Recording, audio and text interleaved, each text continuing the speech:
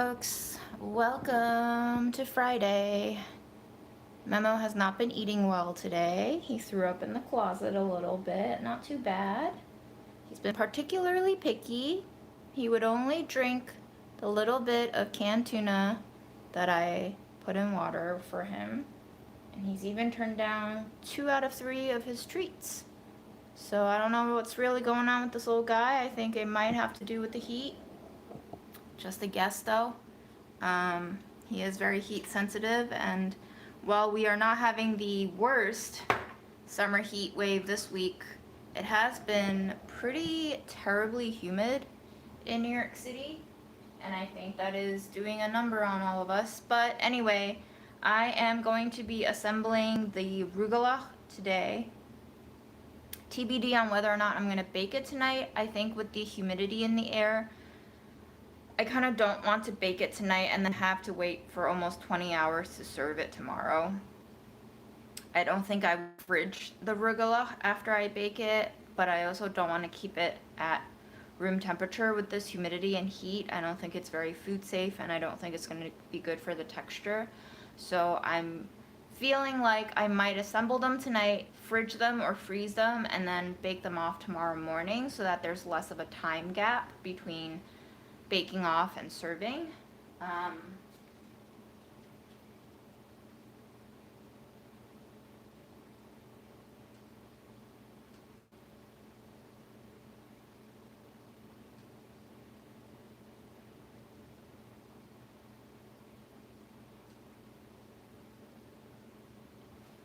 But I'm going to be assembling 2 rugelach cookie doughs.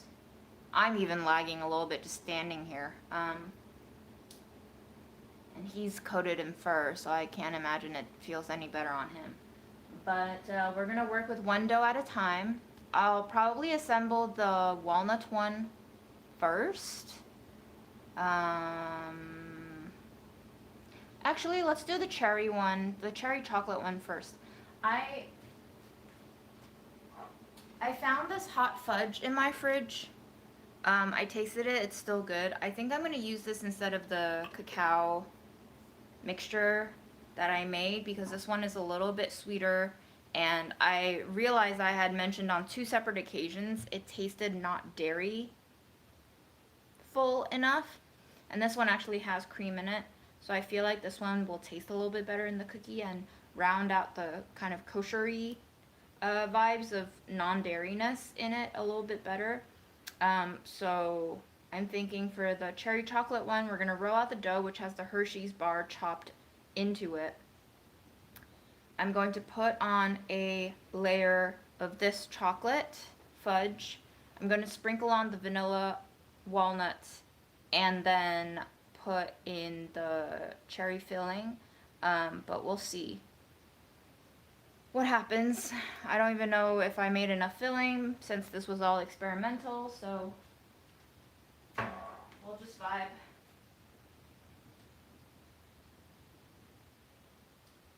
I am going to pull up the recipe and just casually refer to it and make sure I'm not doing anything too wrong. Oh, and also let me see what space I have in the freezer. Do I have space for you? Yeah.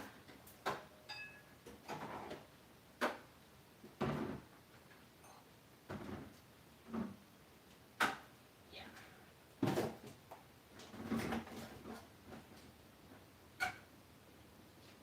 Okay, so let's have a snack to cool us down. I've been freezing figs. Ripe figs. I've been finding that the texture of a frozen fig is very pleasing to me. It's very creamy when you freeze it. Almost, if you don't freeze it too much, I think this is a little too frozen, but if you freeze it just like 2 hours, it almost has that gelato creaminess to it. But this is still great.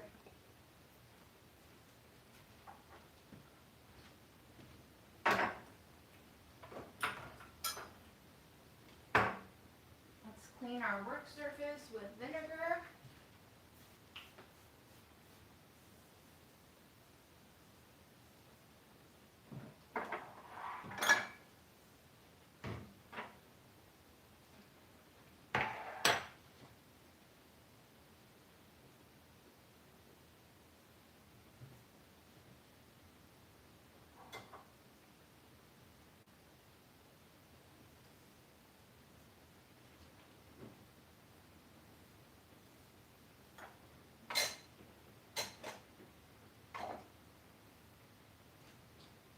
think someone's doing construction on my floor.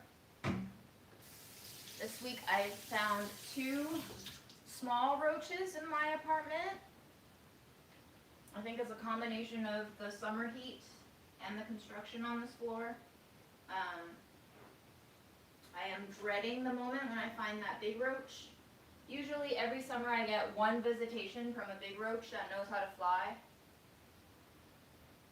Last summer it really ruined my living room because I was chaotically pushing around all my furniture to get to it, and I scuffed my floors.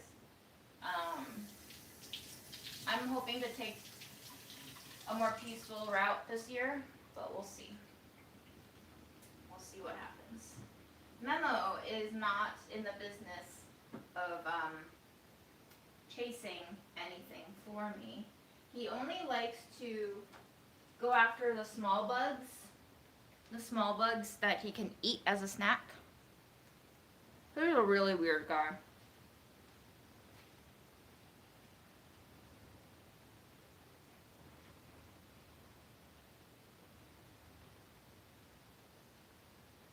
Memo is purportedly around 15 and a half years old.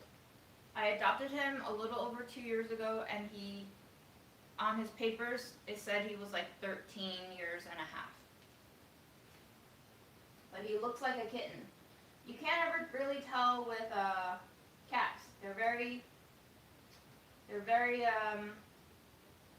cute throughout their lifetime, and they're young forever sometimes, it seems.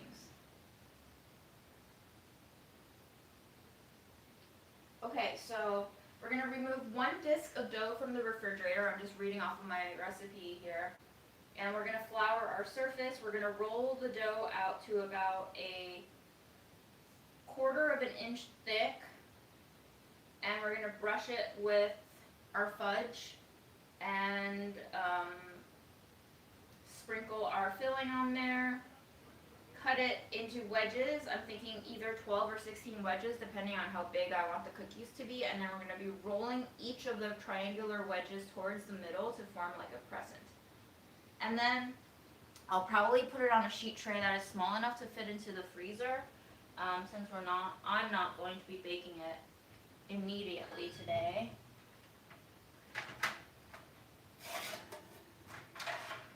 I'll pull out all of my small trays.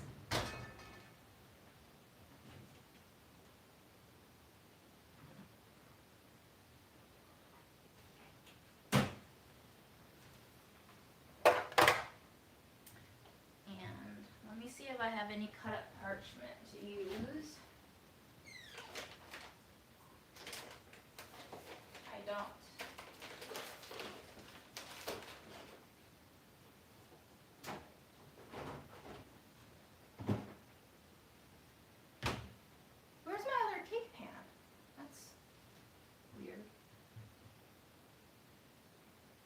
That I always bake my brownies in? What?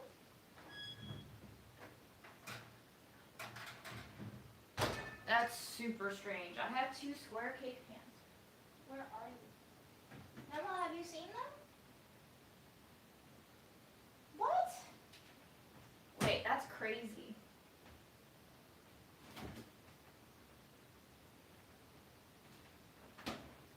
My memory, guys, it's going.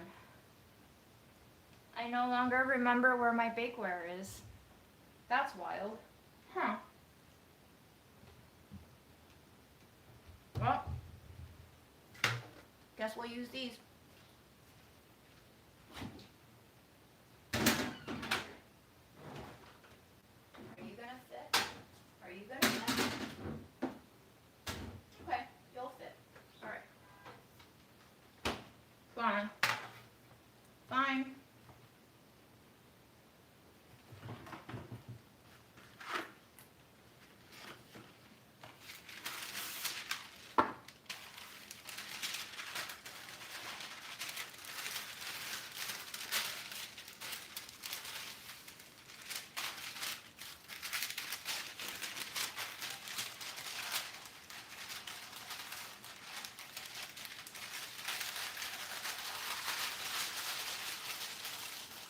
gonna line the baking sheets with some parchment so that they don't freeze next to each other.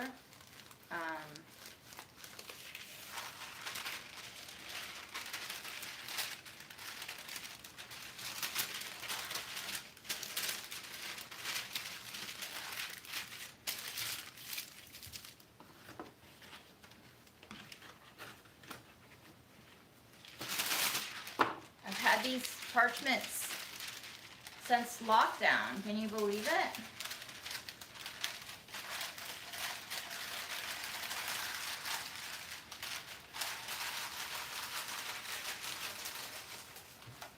He really likes to hide. I'm sorry you can't get a better look at him. I wish I could put you someplace taller.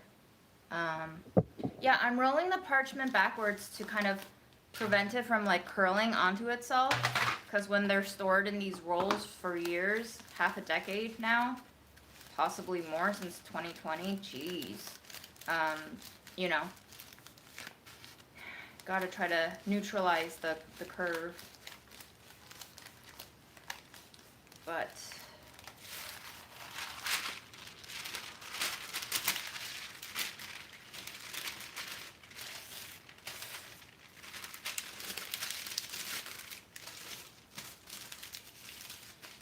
I don't want to cut these up. It would be a shame. I try to reuse my parchment a lot of times, so I'll just fold it there for now. I wish I had my square pans, because then I would have more surface area. Where did my square pans go, Memo? What happened? Where did I put them? Do you know? Do you remember? What did I do? What did I do with them? This is so weird. Oh my goodness. One other option is I could put them in the plastic bins that don't really require parchment, because then the plastic is flexible on the bottom, so I just kind of like tap and flex it a little bit, and they should not stick. So that's one way to save my parchment and store them until bake time. Wow, I'm so weirded out by how I just lost track of 2 8 and 9-inch square baking pans. I usually store them in the oven. I'm like kind of freaked out right now, because where would they be? What happened?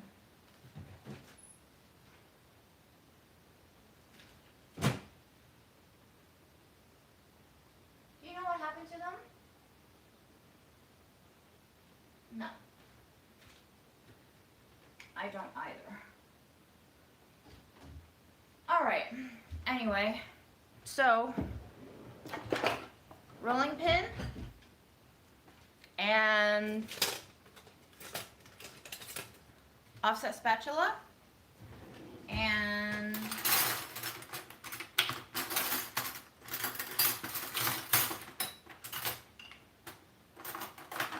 maybe a spoon and a butter knife in case I need it. And I need to get a drink out for myself.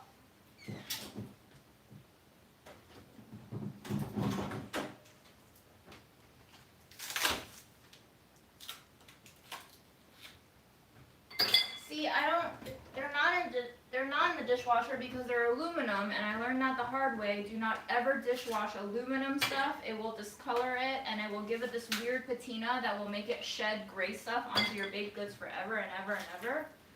They're not in there, I just checked. I'm wondering if I stored something in them and I like put them away in my fridge. Oh yeah, well, there it is. One of them is holding the dough. That's one mystery solved. Okay, but where's the other one though? Oh, we solved that one. I'm still missing my 8-inch.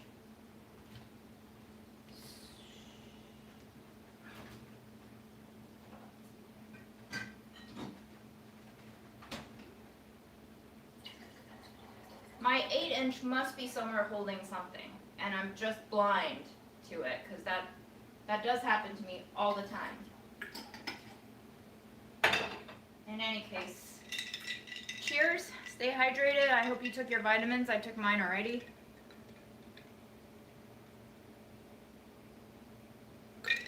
Oh, and another thing you might want to take out is a bench scraper or a pizza wheel. I'm not going to be using a sharp knife on my surface because I don't really want to damage the knife or the surface, but this is to cut the wheels with.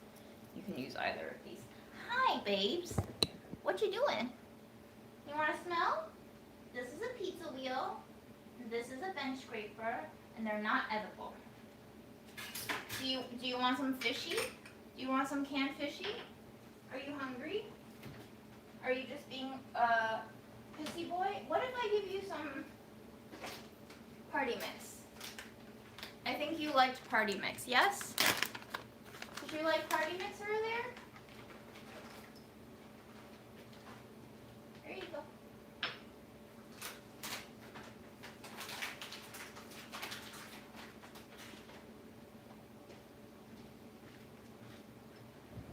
He's now enjoying some Friskies party mix, which is not good for him, but that's the only treat that he seems to want to ingest today.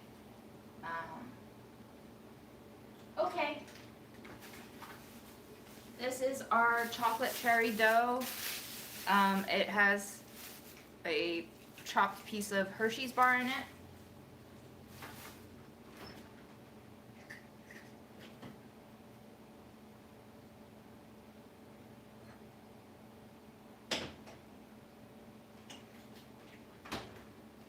This is our cherry jam. You know, I don't feel confident about this jam, which is why I think I keep tasting it, but I think it's gonna be fine after I bake it.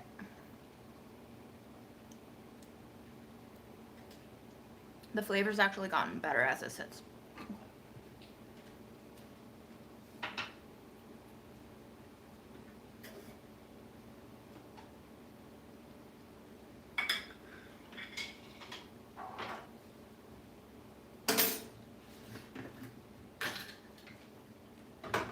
I'm gonna unplug you, and you're gonna come over here for now to get a better view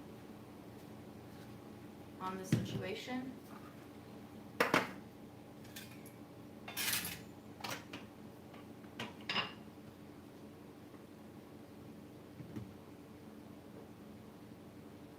I'm gonna throw down quite a bit of dough, or flour rather,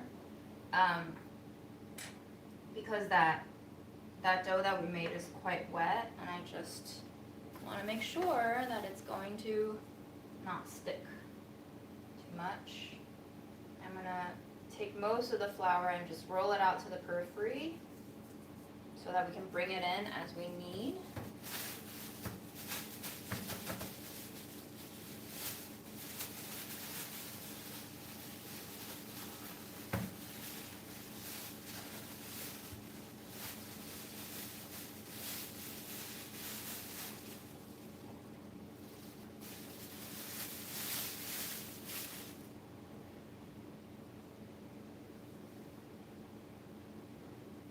Roll that dough over it to kind of coat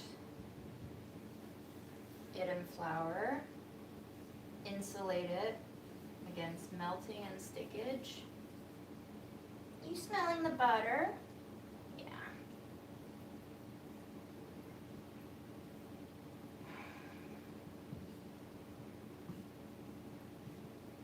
The dough is always hardest in the first minute, and then it softens really fast. This is the way it works with pie dough and croissant dough too. So what I've learned is to make ridges in the dough while it's hard, like this. Do it in several directions, and that way you're flattening out the dough without like pushing it out too far in any one direction. And then as it gets thinner, it'll get softer faster, at which point you can start rolling it more normally and evenly. This is the stage where you want to control like the shape of it most, not let it get too irregular, trying to keep that circular shape.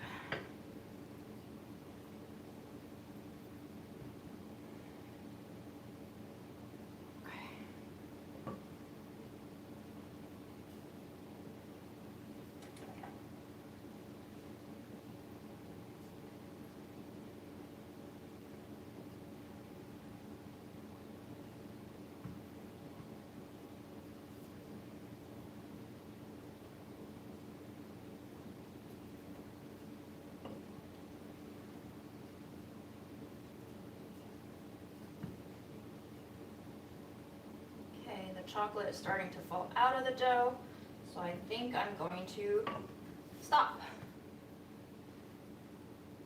And I'm going to pinch in the sides and kind of make sure it's not fraying too much.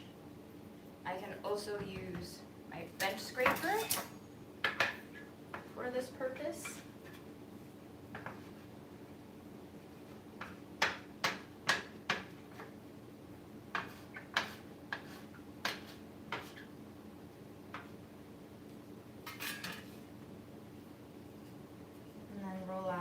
Edges just a little bit if it got too thick. And the dough is definitely already starting to get room temperature now, so I'm going to brush away any excess flour on top here. And let's begin.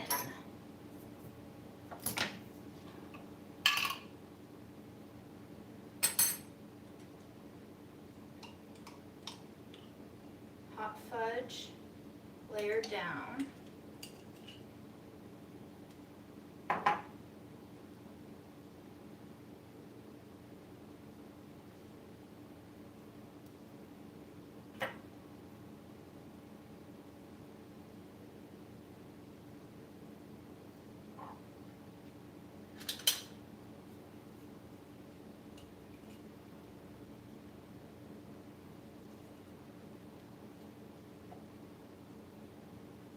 This hot fudge was a gift from one of my former coworkers, Jennifer.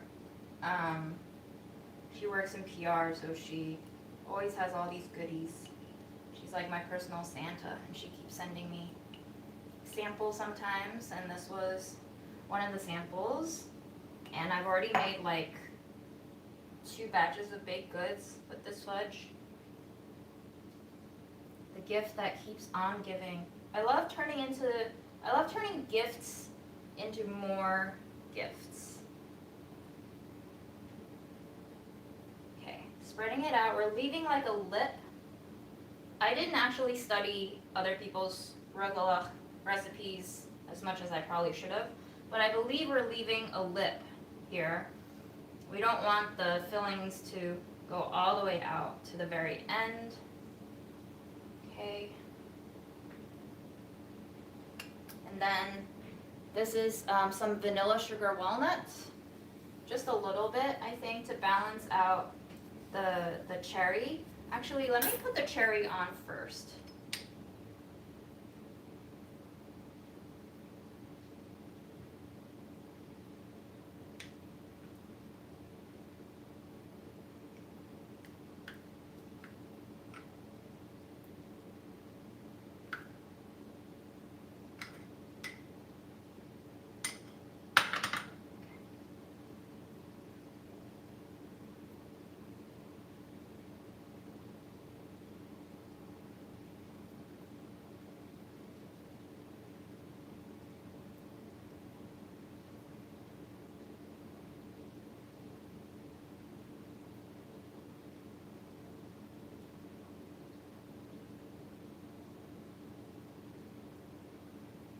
Baking in the summer, getting rid of the perfectionistic tendencies is key,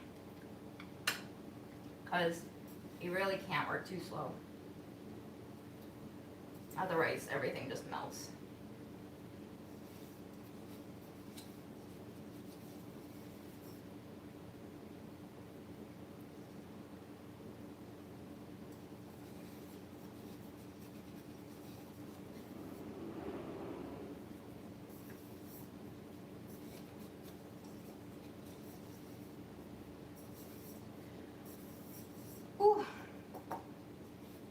not like baking in the summer, that's for sure. Okay, now I'm going to use this pizza roller and just slice. That's 4. That's 6. That's 8.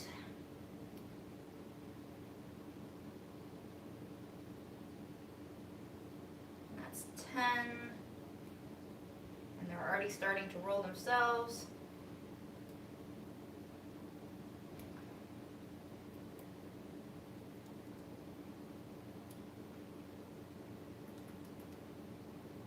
I was actually going to run my dishwasher, and then I realized, oh, I can't run the dishwasher while I do this because it's going to make everything stickier.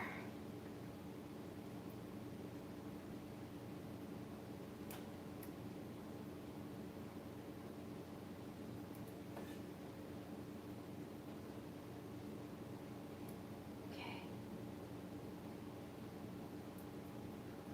I know, babes. I can't give this to you. I'm sorry. Ooh, that is getting tricky. All right.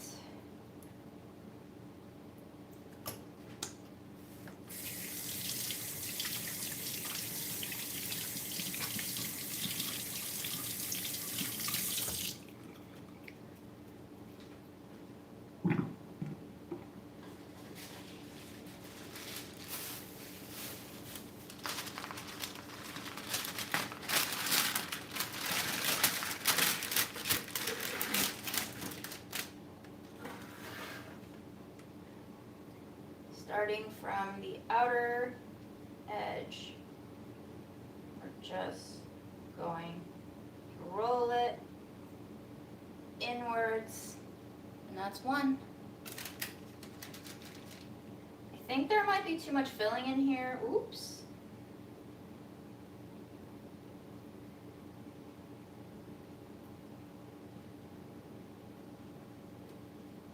And that's 2.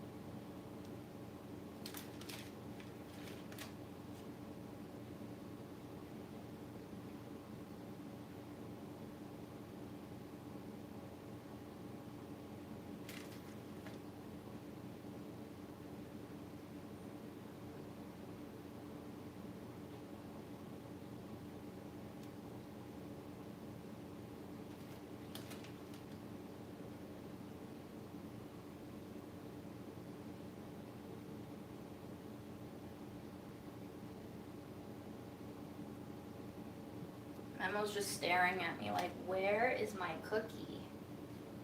When do I get my cookie? I'm sorry, babes. It's not for you.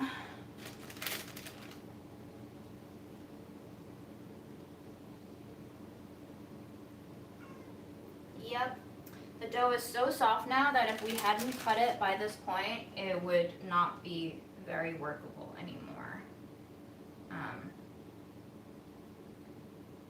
So however fast I worked, that's the slowest you can work on a 86-degree day.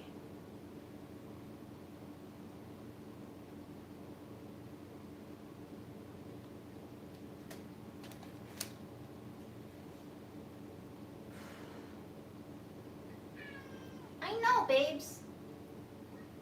I know. Life isn't fair. I get it.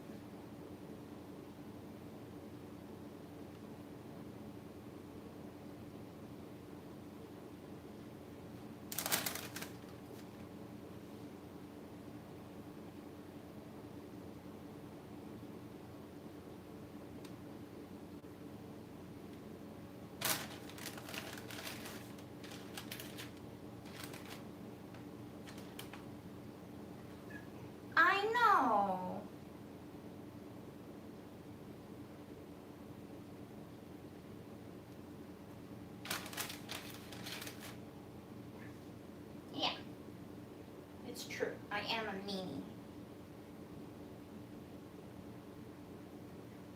I'm always keeping treats from you. I'm terrible. Yeah.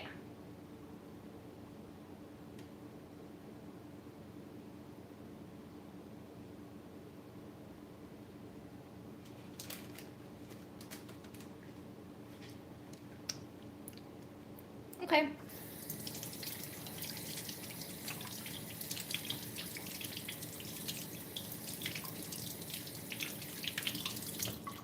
I don't know if you got a good look at that process, but there's Memo just staring at me, yelling at me, and here's our first tray of rugelach.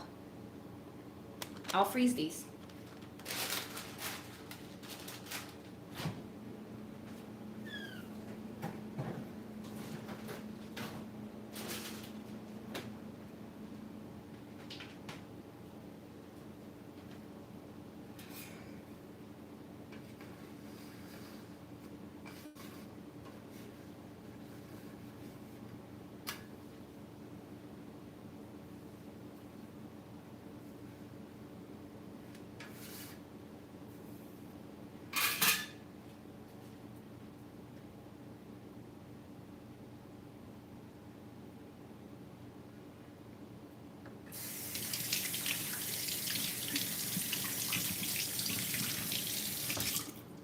And because I'm working off of my really old Pixel 2 XL, I have to see what the battery is like. It's 78%. What is rugelach? I love how you have Google at your fingertips. It is a Jewish cookie made of a cream cheese butter dough rolled with nuts and whatever other filling you want, cut into that kind of spiral crescent shape and baked. I don't know much more than that, so if you wanted more details on what rugelach is beyond that bare bones explanation, you have the internet.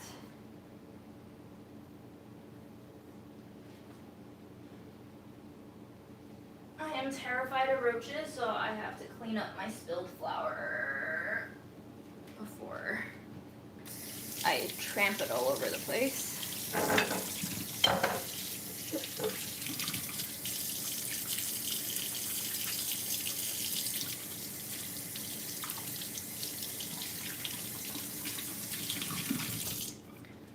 Okay, the next one, we will just have walnut.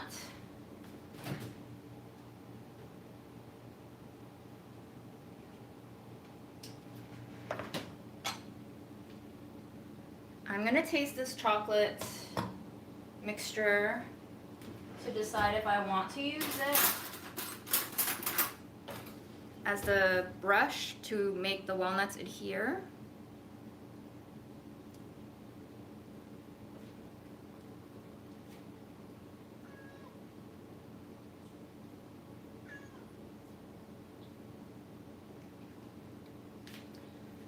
You want this?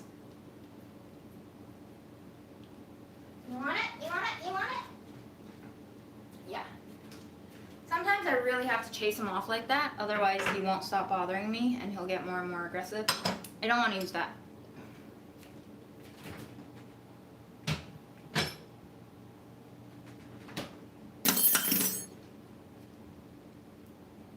Yo, bro. Yo, bro. You gotta stop. But I think we will use the rest of this cherry jam as the base of the walnut.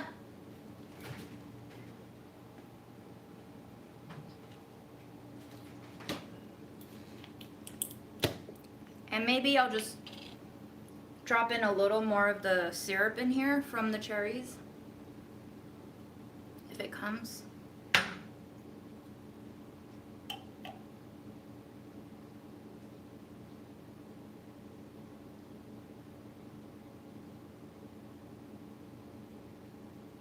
Slow molasses syrup.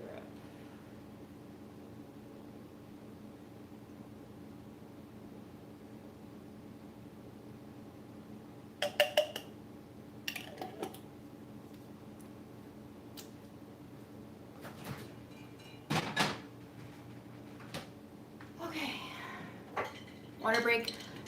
You can try to use another cookie dough. I don't know if it's gonna bake to the same texture as the rugelach because the rugelach has way more moisture in it. I'm guessing a sugar cookie dough just has butter and an egg.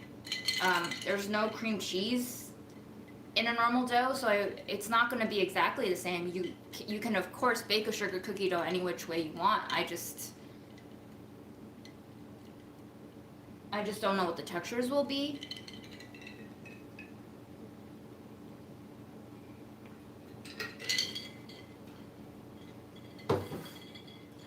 It's probably gonna be a little denser, I'm guessing.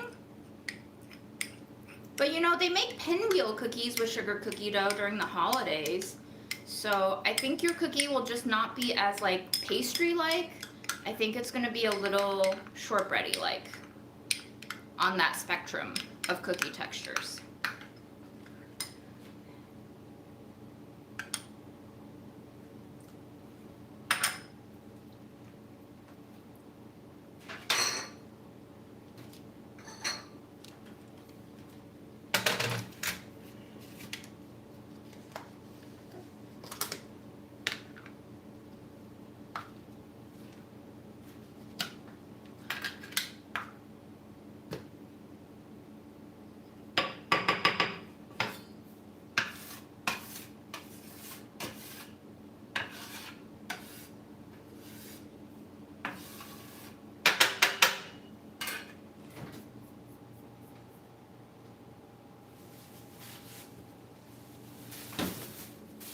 This is another dough.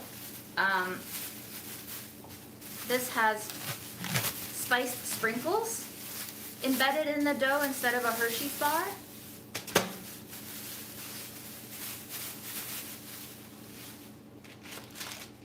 As you can see, the colored sprinkles are sweating a little bit. I think that's the sugar from the sprinkles kind of melting out. That's very interesting. Did not expect that to happen. Okay.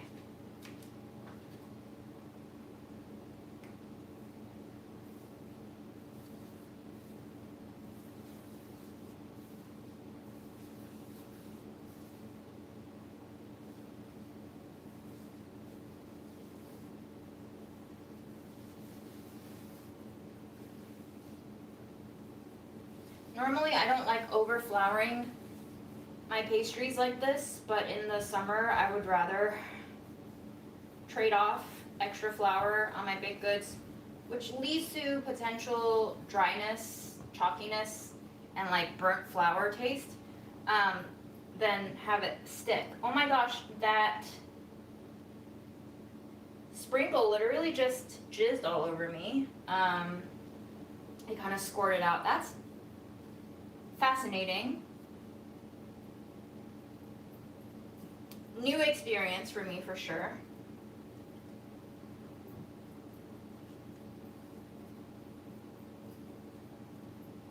I guess the composition of these sprinkles, these were meant to be, wow, look, it's leaking through the dough like that. These are meant to be like more natural sprinkles, so whatever ingredients they use in here is leading to a lot of sweating.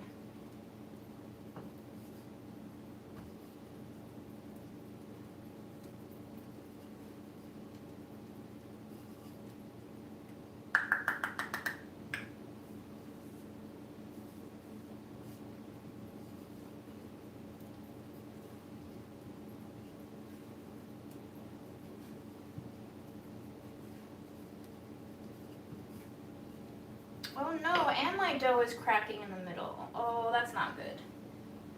I don't think I distributed the sprinkles very well. I think that's what's causing them to pool and crack the dough like this. That's very unfortunate, actually.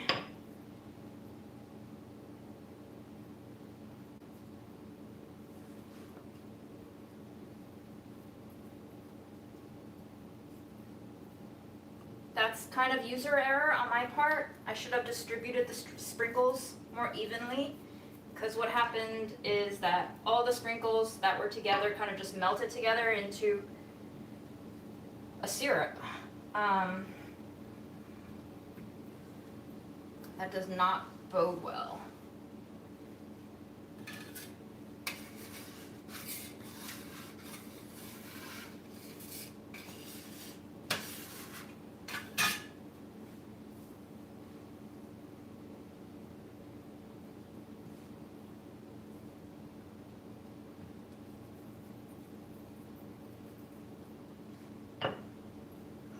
Hi, babes. I'm a little stressed right now. I'm sorry.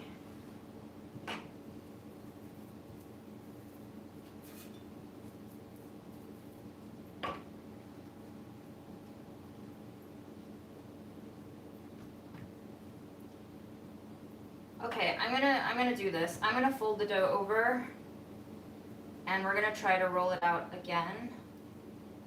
Unideal, but unfortunately that dough is just cracking way too much all over the place.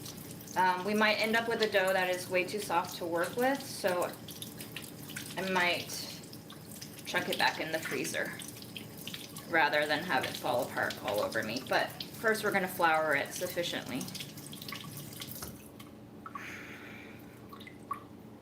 Unforeseen road bumps, speed bumps.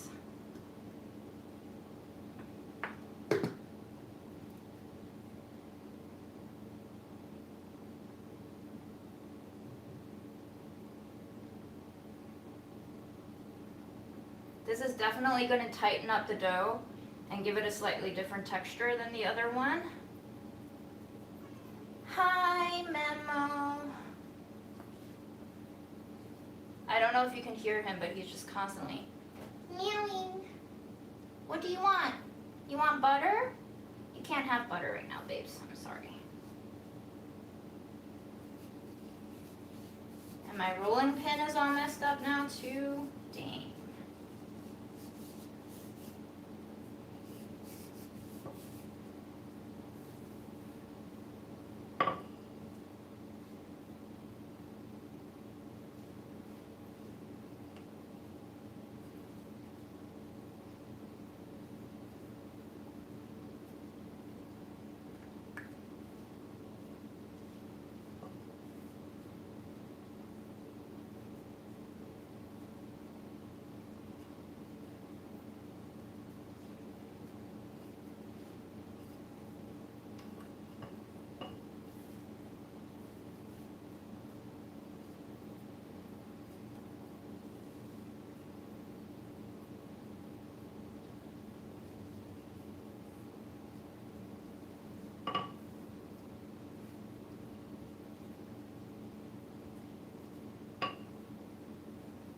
This is actually making me worry that if I bake this off tomorrow, it's gonna do this again in the dough,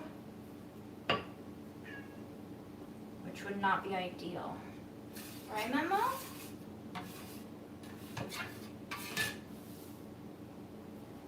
Not ideal.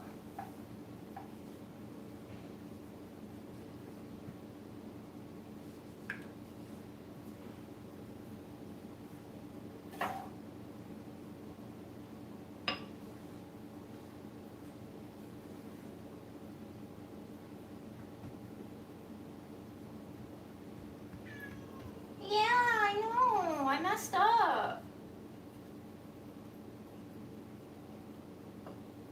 I messed up, Memo. But I'm trying to fix it. I will say that the dough smells good. So there's that at least. Yeah. Gotta look on the bright side sometimes, bud.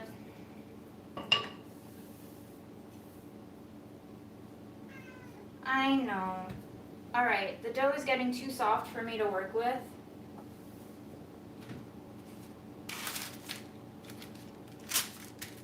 So I'm putting it in here and I'm gonna freeze it for a little bit, just to let it chill. I'm pretty sure all the layering that we did 2 days ago is gone now.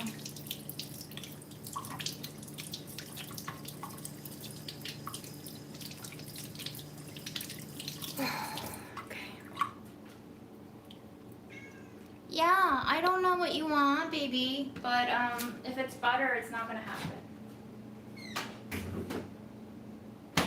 Okay? Look, the sprinkled jizz on me. Can you believe that? Should we file for sexual harassment?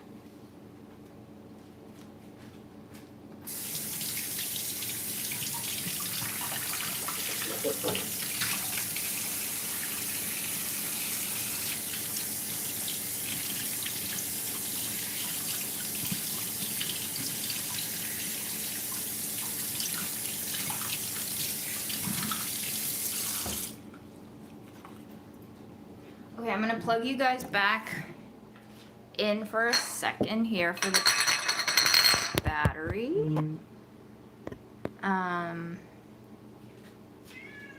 What? Oh my goodness. You have food.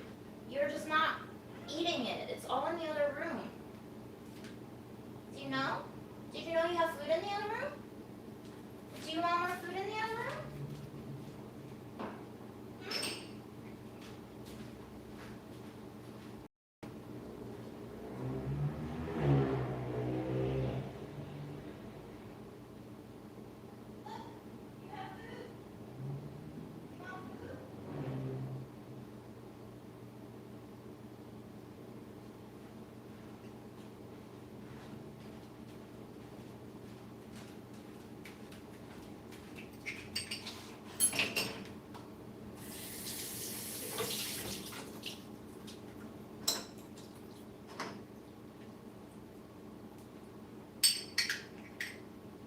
If you're gonna keep harassing me, I'm gonna lose my temper. You can sit there if you want.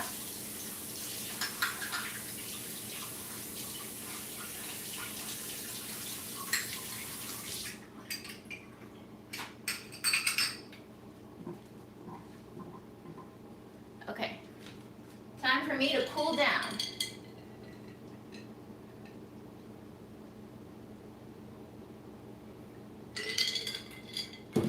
Microwave oatmeal cake? Anything that I make on these lives is probably not following a recipe, so I have no idea. Whatever that microwave oatmeal cake was, literally probably just mixing together baking powder, sugar, ground up oatmeal flour, some oil or butter,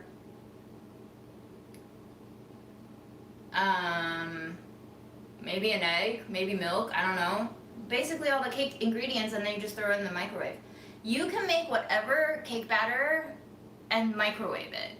It'll taste like a steamed rubbery cake if you over microwave it. If you under microwave it, it'll taste like a bread pudding or like a sticky toffee pudding. I learned this first when my dad bought a funfetti boxed cake mix, and he just added water to the mix and he microwaved it.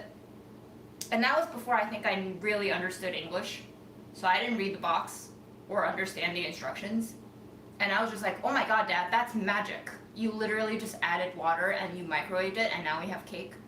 So, you know, that's just the basis of, the microwave is just an oven. It's a weird oven in that it doesn't use heat in the conventional sense, so if you over microwave a bready thing, it will turn rubbery. So that's the key thing with microwaving cakes, is you have to figure out your microwave power, your vessel that you're microwaving in, and figure out the magic number that makes that cake just undercooked and not rubbery overcooked. But I don't have a recipe for you, because I probably didn't use a recipe myself. And if it was during a mushy food meal, congratulations, you've identified 95% of all of my lives. I only cook mush on my lives, basically.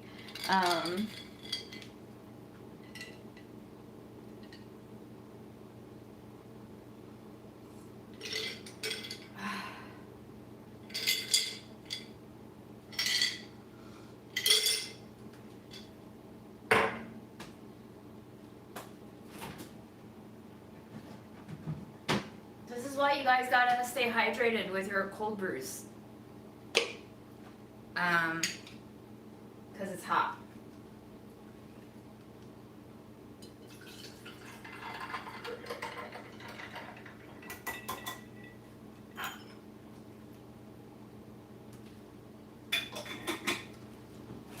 Memo, you want to drink some water? I put some water out for you.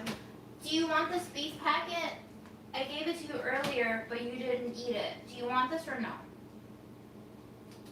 Do you want this? If I put this out on a dish for you and you don't eat this, I'm not giving you any other food because I've offered you so much food today already.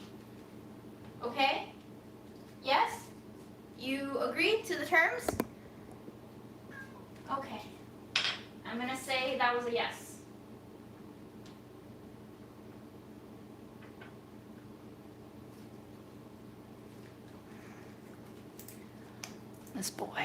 This boy's gonna kill me.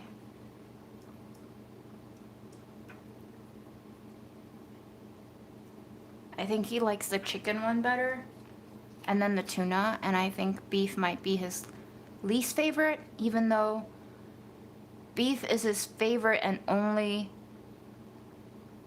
acceptable baby food flavor. So I don't understand what's going on with this kid. You know, like, he likes beef sometimes, he doesn't like other times. Like, I gotta figure out which meat he likes from which brand at what time of day and what proportion and what bowl at what. Is this how new parents feel? Sometimes I really do just want to strangle him. I really understand shaken baby syndrome now because he wakes me up at 1:30 a.m. sometimes, 3:30 a.m., 4:30 a.m., 5 a.m., 5:45 a.m., 6:30 a.m., 8:30 a.m. On any given night, he wakes me up at least 3 times throughout my sleep cycle of 6 hours. And I don't know what he wants. It's not always food. I'm talking about you. You didn't finish. You didn't finish. There's still food. And now he hides. He doesn't want you to see him. I'm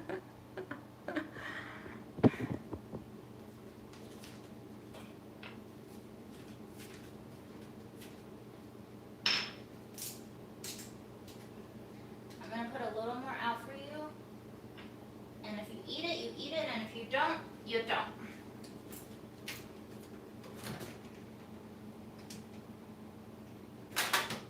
Oh my goodness. Oh my goodness.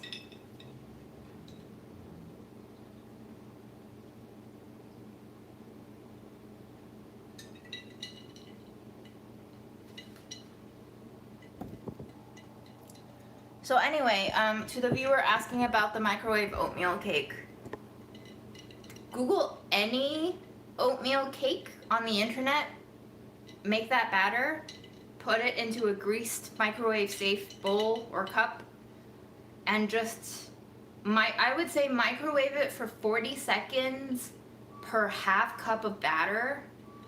And then if you do 1 whole cup of batter, I would say start with a minute 15. I'm gonna guess a minute 15. I don't know your microwave. But just trial and error it. Give yourself some room to trial and error it. I would say give yourself like 3 tries on the same cake batter recipe with different cooking times in the microwave. And I think after 6 attempts, after 6 total trials, you will start to understand what makes a successful microwave cake. And then after maybe 12 tries of microwaving a cake, you might land on 1 or 2 trials that you feel satisfied with. If you want to get real scientific about it, write down all of your notes. Like, write down what recipes you used, then record the vessel you used, the amount of batter you poured into that vessel, and the microwave cooking time. And then you write down notes of what happened on each of those attempts. So then you know what recipe, in what vessel, in what amount, with what cooking time led to what results. And then you tinker with it. And that's basically the scientific process for anything in life, but especially when you're recipe developing at home. Like, that's usually what I do. And the times when I've had to really develop a cookie recipe to perfection, or what I would accept as near perfection, I've had to do probably at least 10 trials of that cookie before I was like, okay, this is it. So you just have to have patience for it. And then note taking will also lead to a skill set of jotting down observations. That could be very helpful for your future recipe book, your very own future recipe book.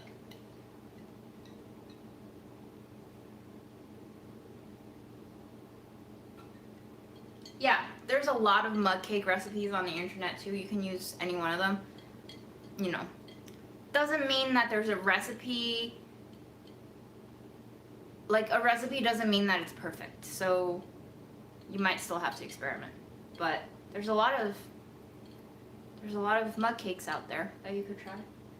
Endless. That's the thing. When people ask me to write recipe books or to make a video about something, I'm like, have you Googled this? I'm pretty sure it exists already.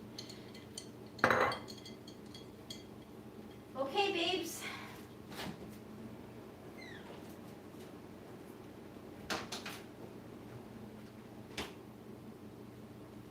Let's try this again.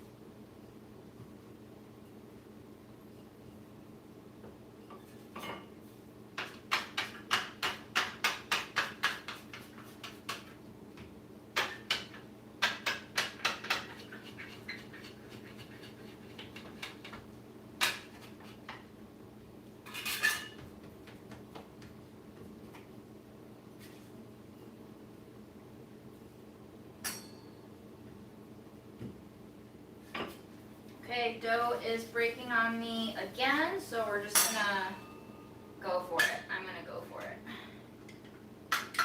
Cherry preserves on first.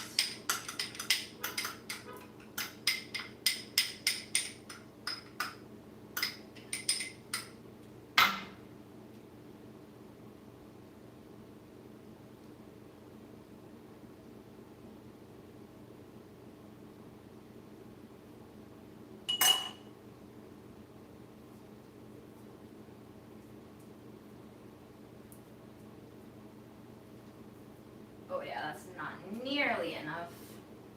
We're just gonna spread it.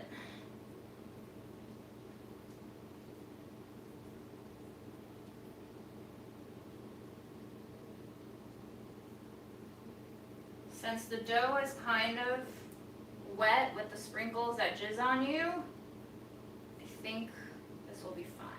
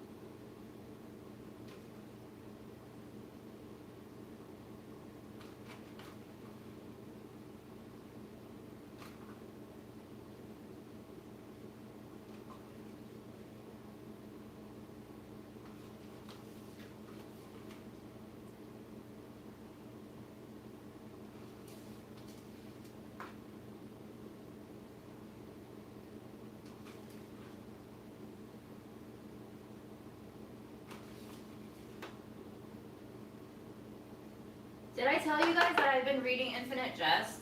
Oh my goodness, that book.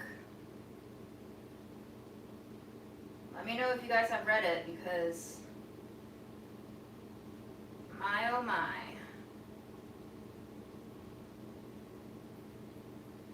Okay, we're gonna pat the walnut mixture down, down, down. You don't want anything falling out.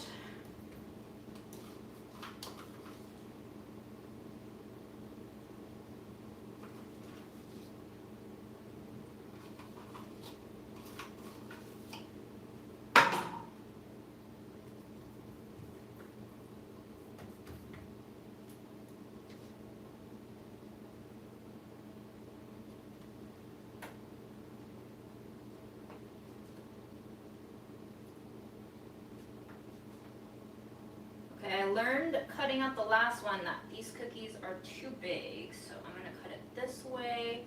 We're going to yield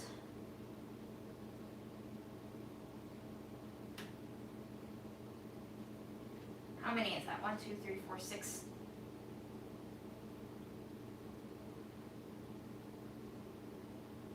One, 2, 3, 4, 5, 6, 7, 8, 9. We're going to yield 24 cookies. That's a lot. That's a lot of cookies.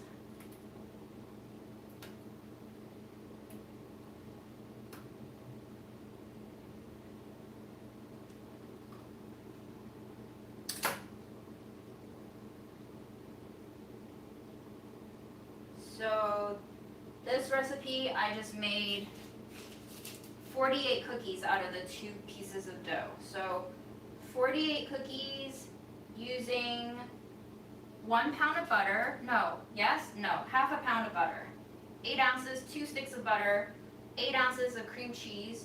So we used 1 pound of cream cheese and butter together to make 48 cookies. I'm trying to figure out how many tablespoons of fat is in each of these cookies.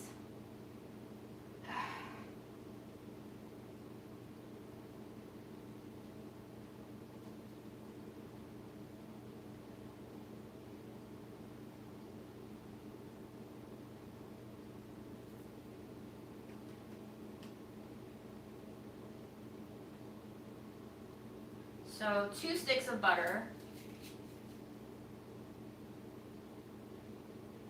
is 16 tablespoons of butter,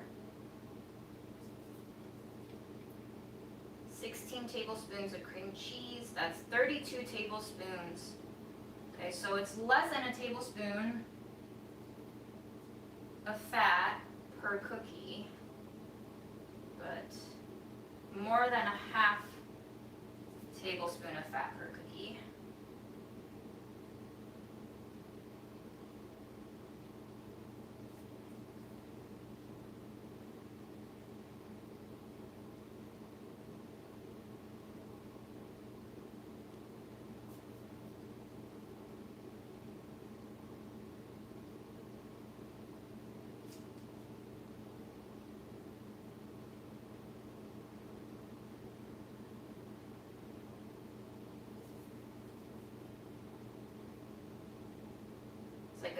3/4 tablespoon of fat per cookie.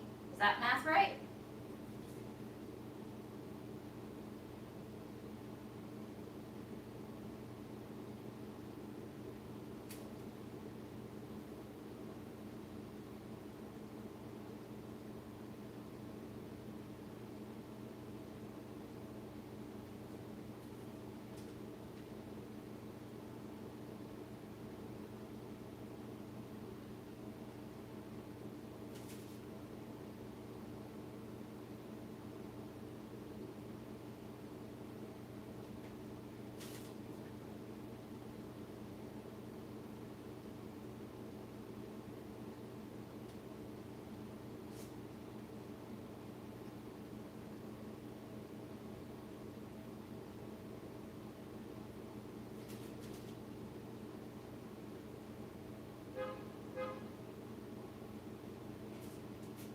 I will say the walnut is way easier to roll than the chocolate.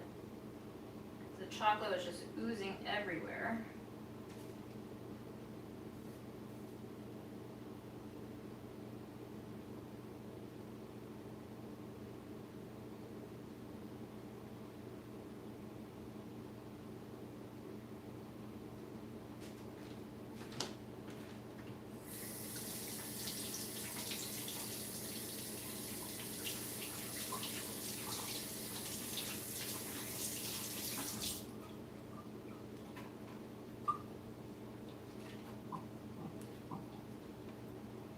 There you have it.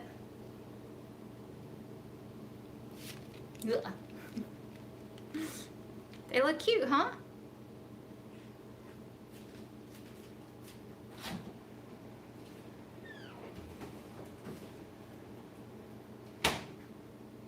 Did we get flour on the floor? Does it look clean? Do you want to help clean up?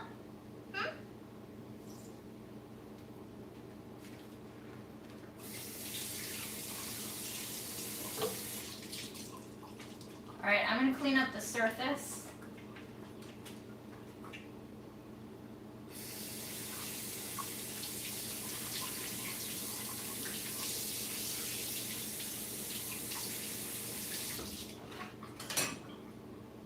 And run the dishwasher.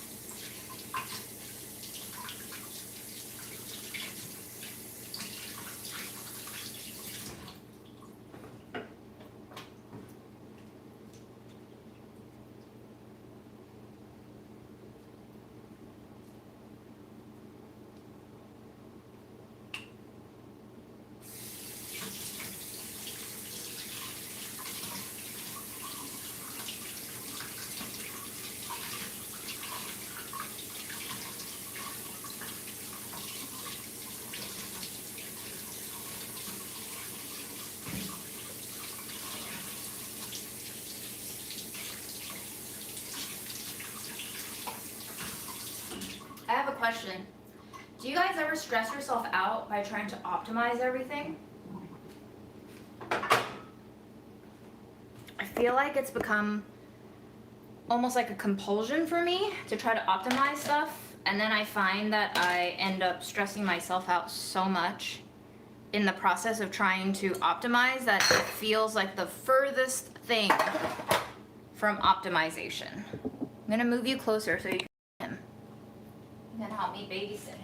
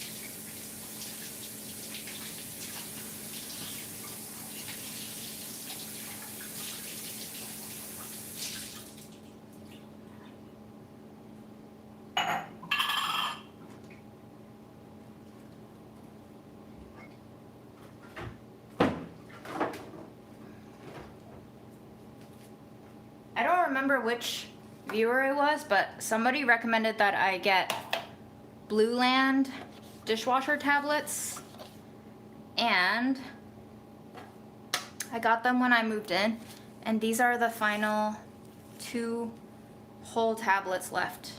I got like a double pack of them. That was over 3 years ago, I think.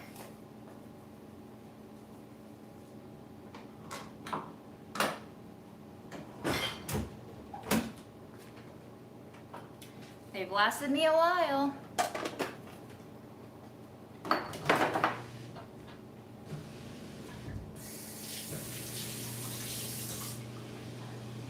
Okay, now I'm just going to use some soap on the counter since we have butter going on here.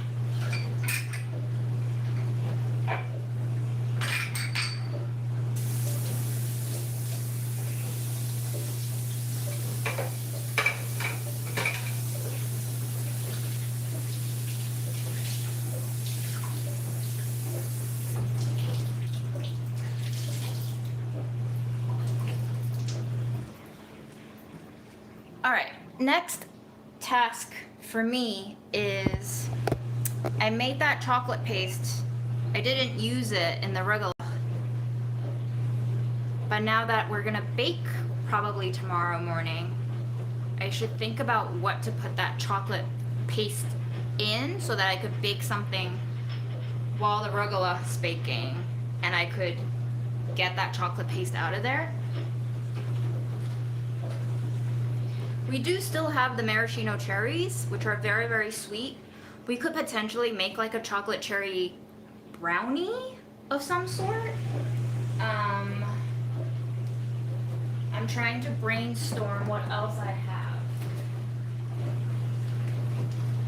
I have yogurt, I have fruit, I have aquafaba, which is bean water.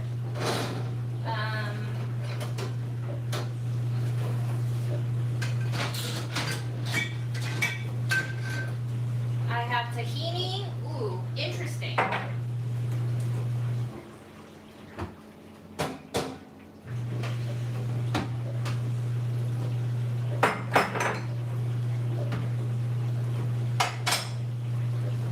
I have silken tofu.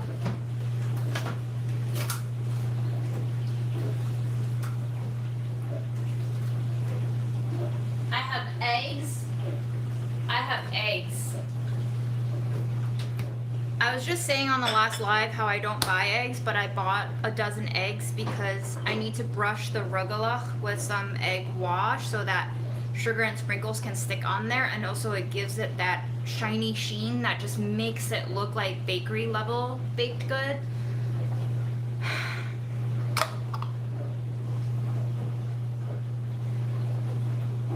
And I have this cherry preserve from Bath and Barrel that I should probably use up.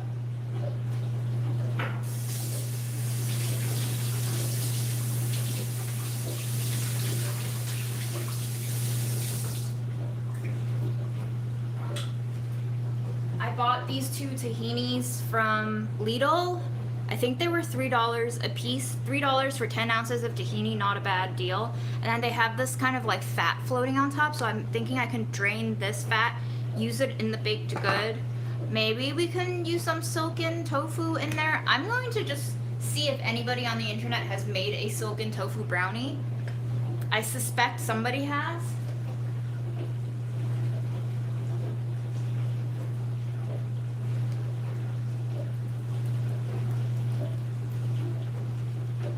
June, do you like overnight oats? Sometimes.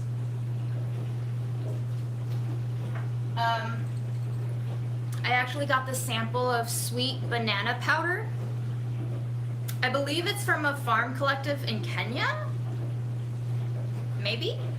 I've been loving this sweet banana powder in my overnight oats. I like toasting my oats first. I like using whole milk yogurt if possible. I really like raisins or craisins in there. That's why I rarely buy them, because when I do, I just eat overnight oats nonstop until I finish all of the dried raisins and craisins. And overnight oats gives me the worst farts. Like, the only farts that are worse in terms of like chemical warfare is onions. Uncooked oats does a whole number on my GI system, so I love eating the texture of overnight oats. I enjoy the textures a lot, but it's not seemingly good for my digestive system.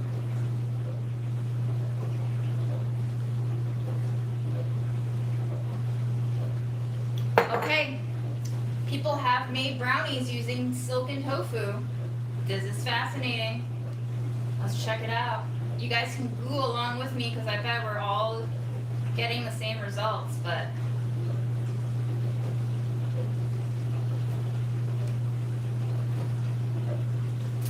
this actually looks really good.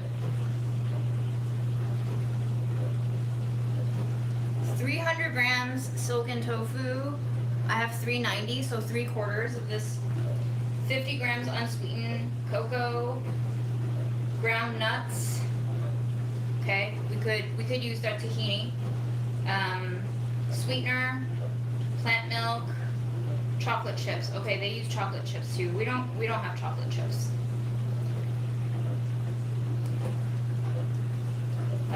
Let's check it. Let's cross-reference someone else. Okay, this one uses butter, cocoa powder, sugar, walnuts. Okay, I'm not really feeling that one. I'm gonna check one more.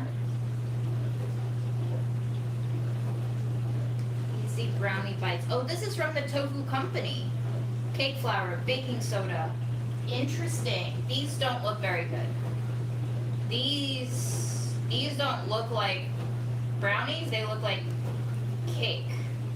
So I don't think I'm gonna make that one, but this one, I like both the sound and the look of, so I'll probably wing off of this one. You've been very depressed lately. That's a very general statement. What is causing the depression? Is it internal? Are you on meds? Is it external?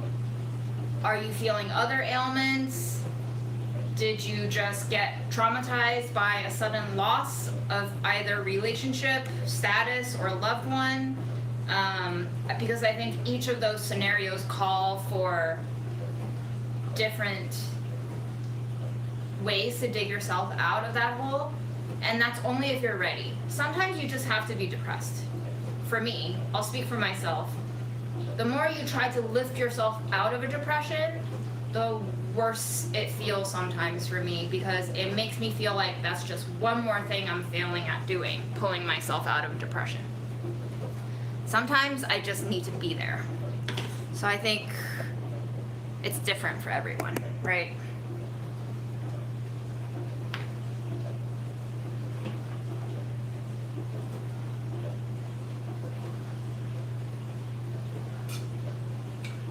I unfortunately don't think, unless you're an admin, that you can share links, but I do like honey.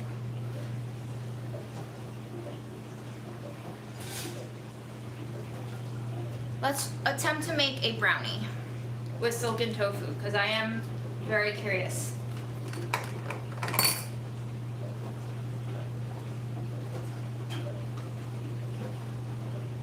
I have this aquafaba. It's very intense. I don't know if I want to use it, especially with the tofu. I might just skip. Look, it's almost like a jelly.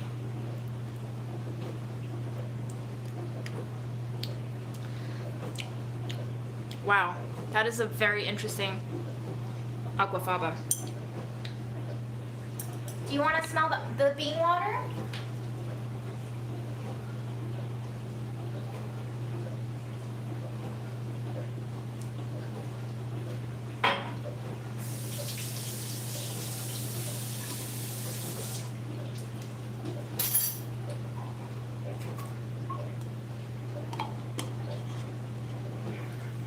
Do I want this in there? I could use it in there. Why not? Let's go for it.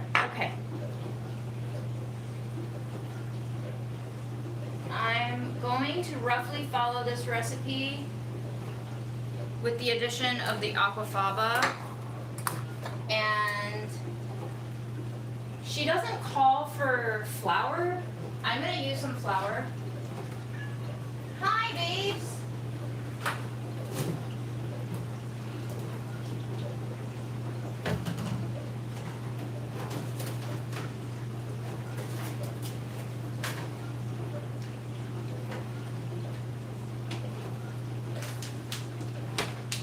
I love rye flour, and I have a little bit of this buckwheat left.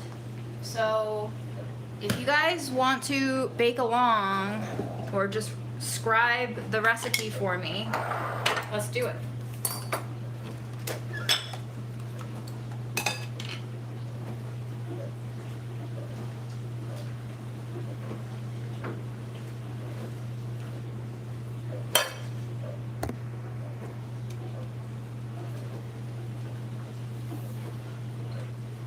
I have never tried soy curls, never marketed as that, so no.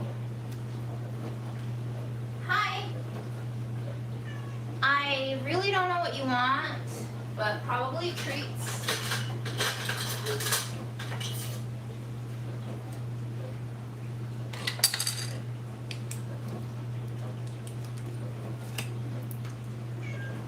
Yeah, you want tofu? Yeah? Okay. Yeah, I know. You want tofu. You think this is cheese. You think this is cream cheese, right? Because you're a dingus? Yeah, you're a dingus?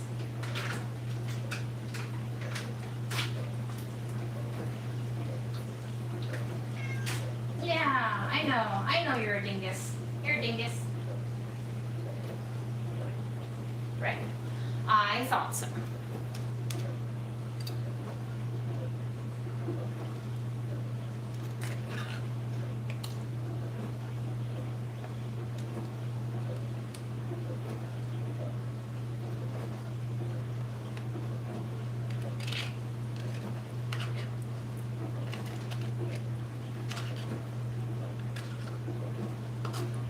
Okay, she calls for 300 grams silken tofu. I'm using 250 here.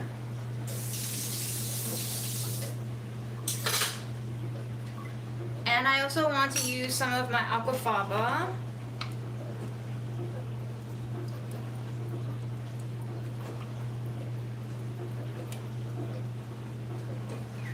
Yeah. You're gonna get stepped on. Yeah. Yeah, I know. So I'm going a little over the limit here. I'm doing 350 grams, more like, it seems.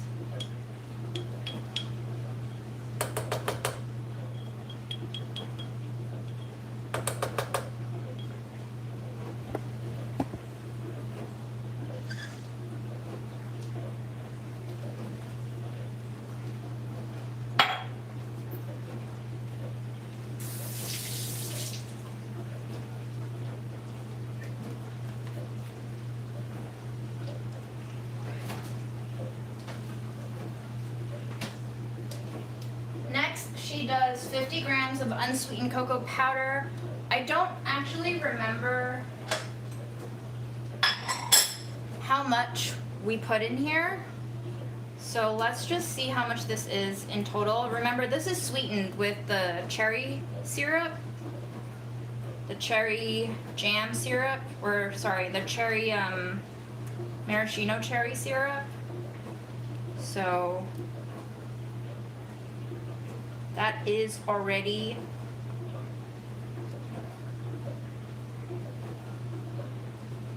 100 grams, basically. Ground nuts, 80 grams. Okay, let's open the tahini. Which one has more fat? They both look the same. Ooh, foil wrapped, fancy.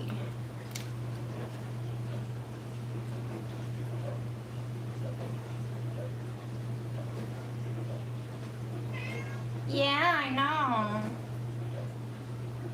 Okay, it looks like one jar is going to give me just about 37 grams, and I got chocolate on my shirt. Let me take care of that.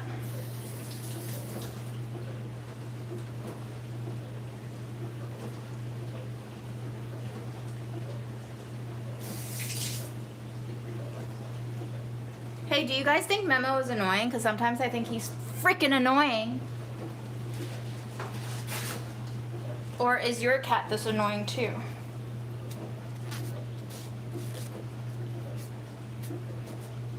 I don't even know if you can hear him meow, but he's been at me. He's been adding me.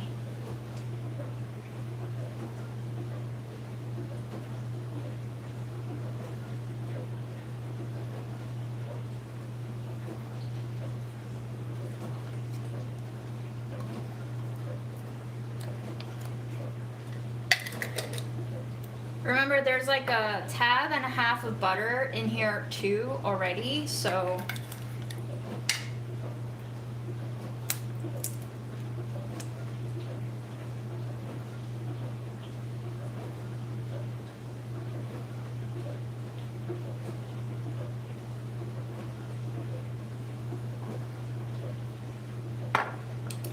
all right, that was 80 grams. Of sesame oil, basically, tahini oil. Next, we have sweetener, which we do have in here, but I will add in this jam.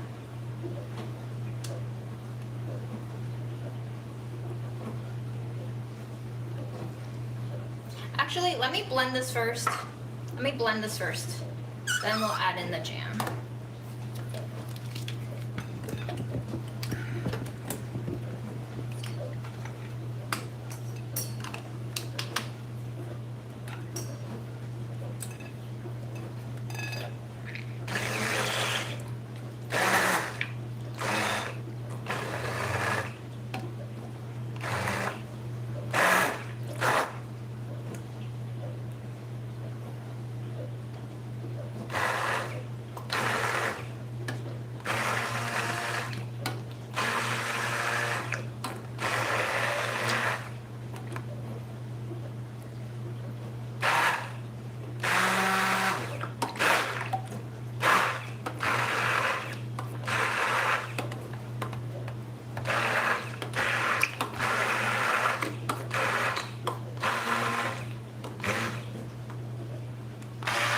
It's looking kind of luscious.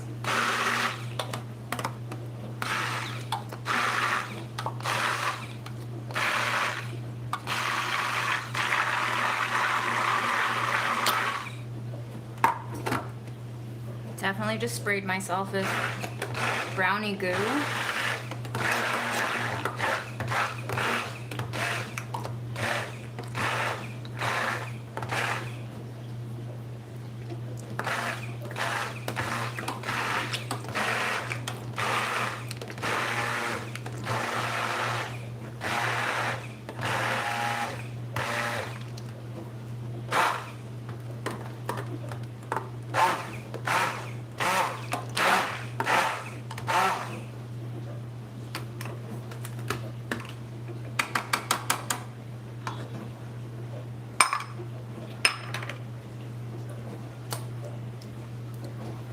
Wow, that tastes really good actually, on its own.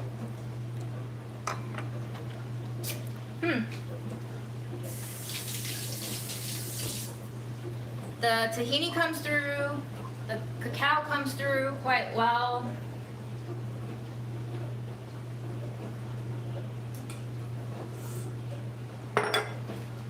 Hey, maybe we just make a mousse out of this and not bake it. That could work too. Let's see. I'm gonna add a little bit of vanilla sugar in here.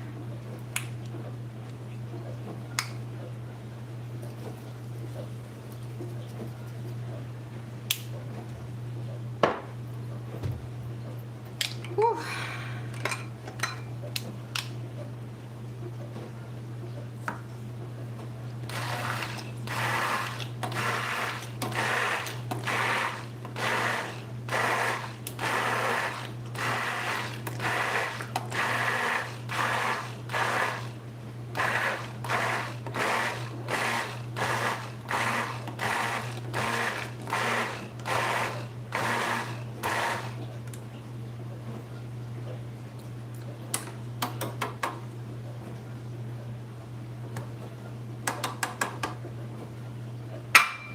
I think I'm gonna add a little extra cacao.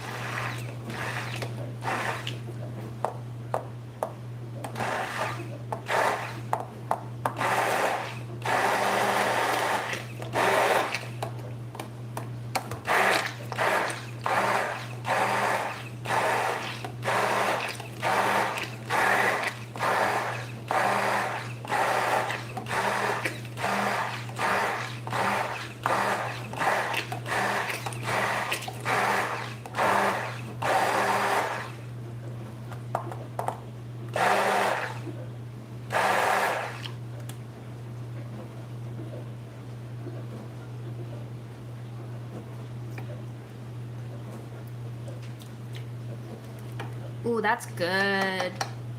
Guys, I don't think I'm gonna make brownies. I think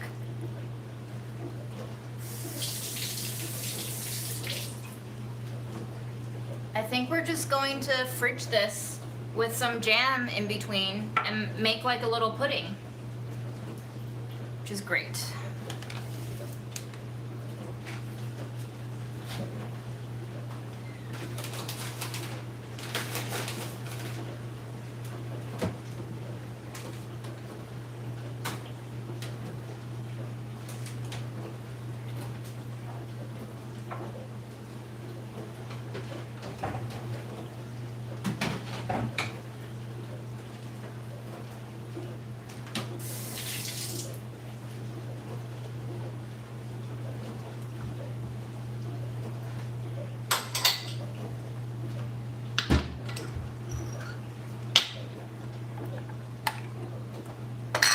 Just to make sure the flavor combo works,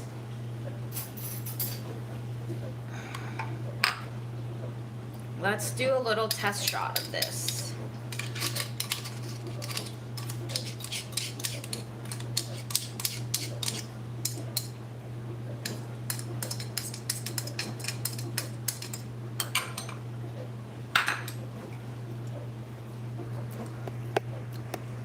Sorry, just licking my utensils.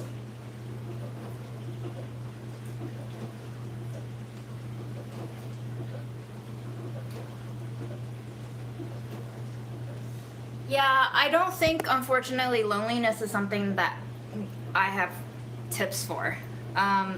This is kind of like a modern disease. Loneliness is why I think people are turning to AI for relationships. That's a very real reason for feeling depressed. It's apparently been studied that loneliness that affects you this negatively will lead to an earlier death compared to people who aren't this isolated, because we are social animals.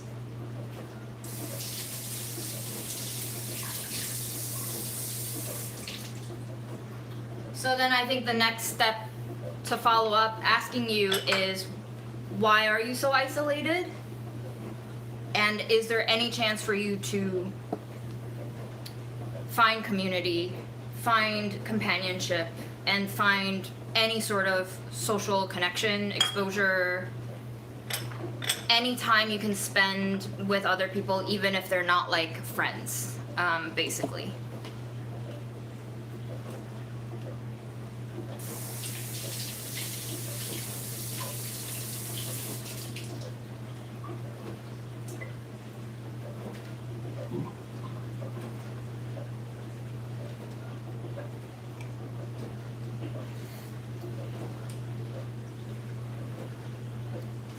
This isn't even going to set into a pudding because it's so loose.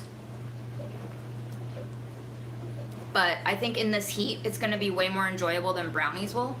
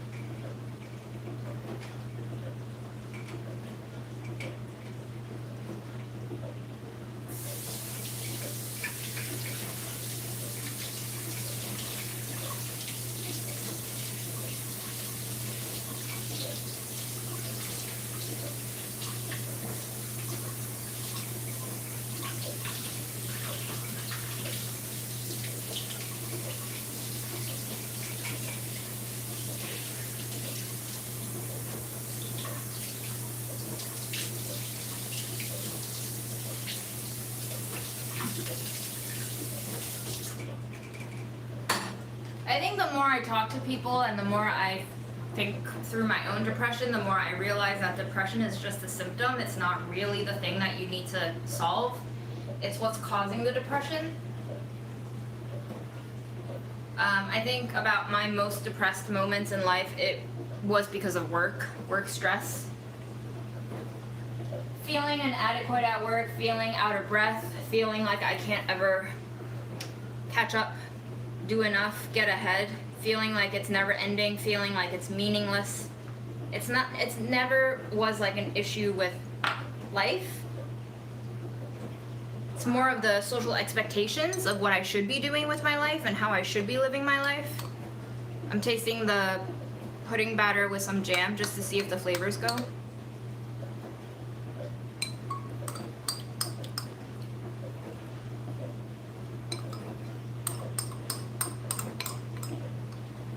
So I think a lot of it is like this inherent or intrinsic or internal sense that we're failing this metric for a life well lived, which then worsens whatever lack we were already feeling, because it then becomes a vitamin deficiency compounded by our own policing of ourselves and our inadequacies. So like, if you feel lonely because you don't have a social network, why don't you have a social network? Diagnosing that is its own project, right? And then finding out whether or not you can build up a social network is a second project. And then finding your own place within the social networks that you do begin to build is a third project. There's no easy solutions to any of this. I think a lot of us struggle with loneliness as like almost like a terminal thing, you know. I think some people chase relationships after relationships, trying to never feel alone or afraid of dying alone or whatnot, and we struggle with keeping in touch with family members that we always have conflict with because we feel like we shouldn't abandon them or we shouldn't let go of that family connection. But I think it's a very case-by-case basis of what dosage is beneficial for you as a vitamin and what dosage becomes a poison.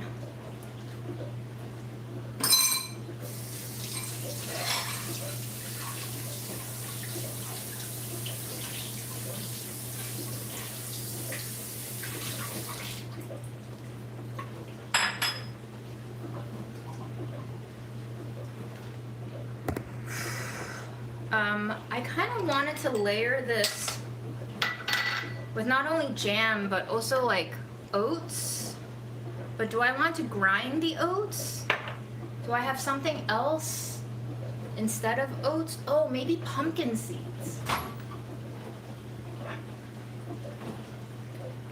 Oh my god, yes, pumpkin seeds, flax seeds, chia seeds. Let's make a little seedy dessert. Where are my flaxseed at?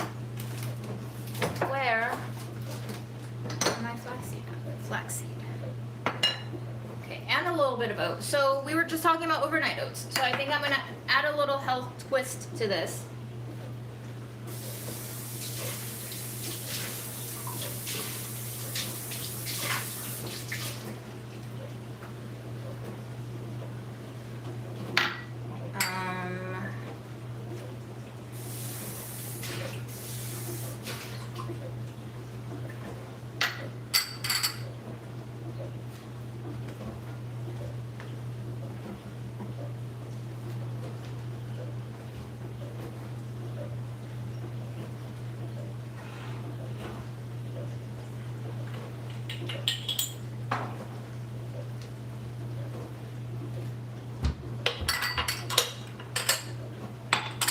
I wonder if putting them in glasses would be prettier. Maybe. Taller glasses? Why not? Let's try it. Okay, so on the bottom, pumpkin seeds.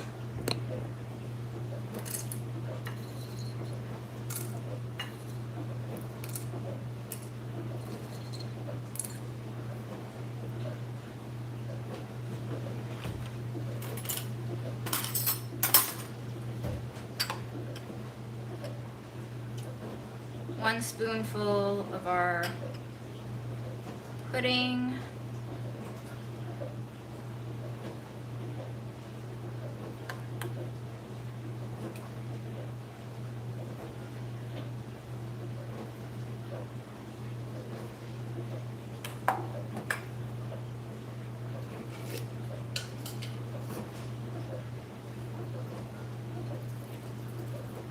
1 layer of flax.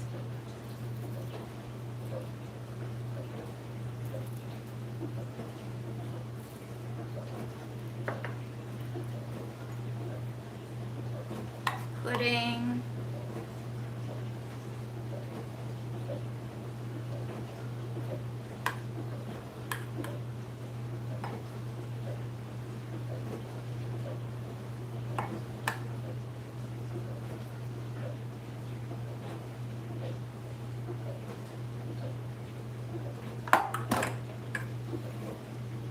Some oats.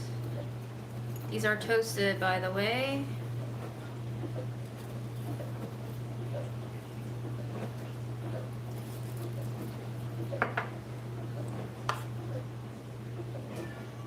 Hi, babes.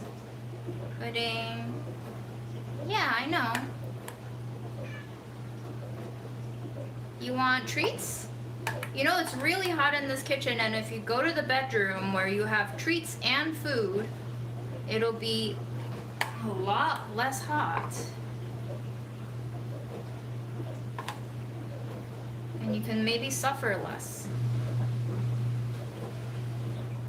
You know? You want to suffer a little less?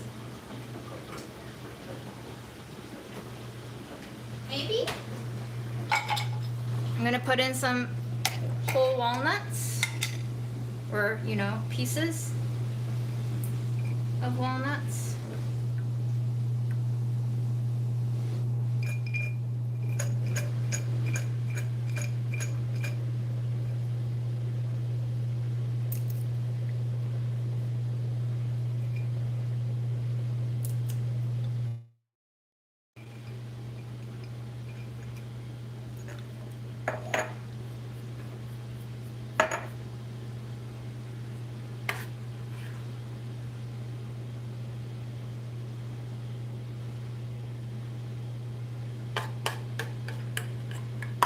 I'm gonna put some cherry jam.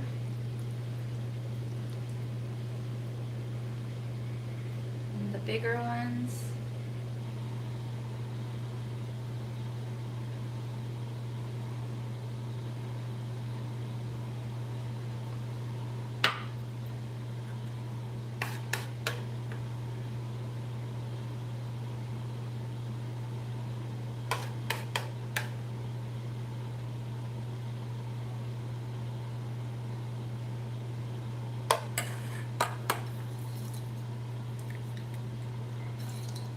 Another layer of pepitas.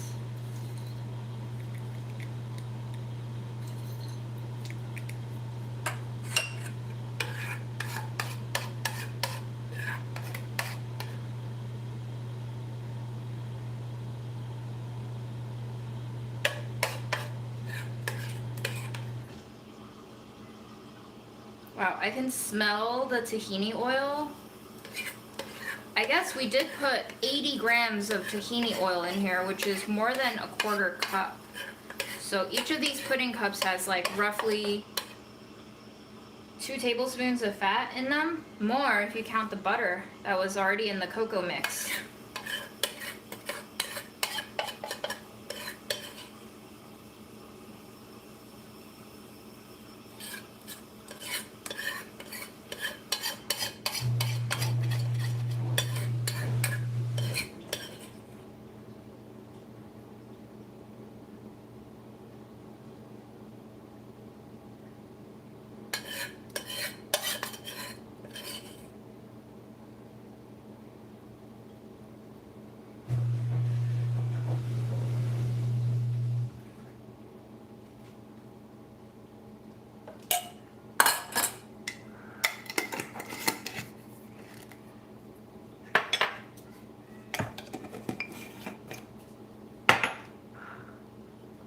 There you have it. A little puddingy parfait. And then I do want to use up this jam, so what I'm going to do is make a chia pudding with some yogurt now, since I have all of my stuff out. Let me put this away.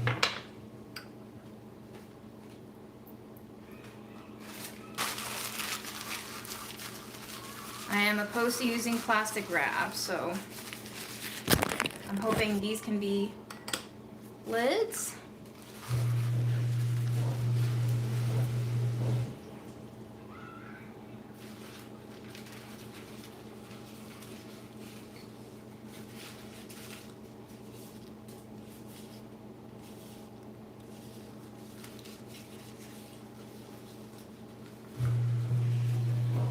Memo always wants to get my attention, but I don't think he wants to play. Like, anytime I've tried to play with him, he just runs away.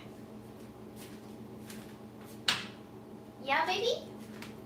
And we spent a lot of hours on the bed today. Like, a lot.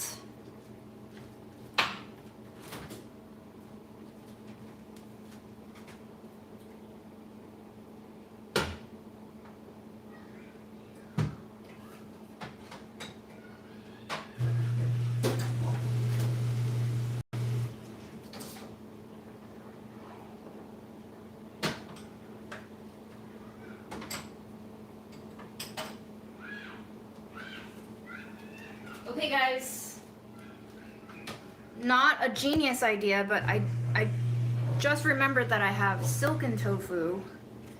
So instead of making a chia pudding out of yogurt, maybe we can make it out of silken tofu?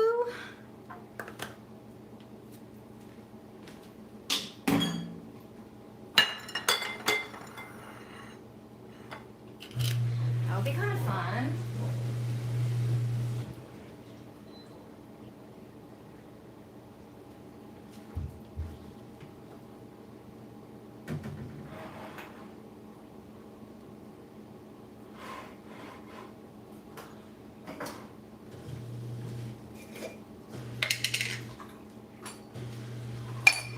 Perfect.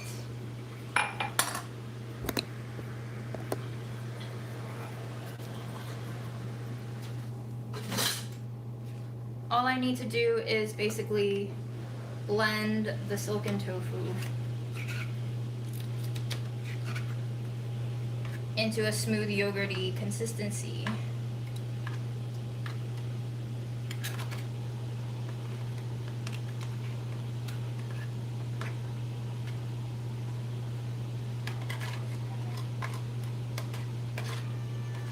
Yeah, you asked for silken tofu before. Do you want it again? You know, last time I gave it to you, you know what you did? You snuffed it. You licked it and then you put it on the floor again. Do you want some? You wanna try it again?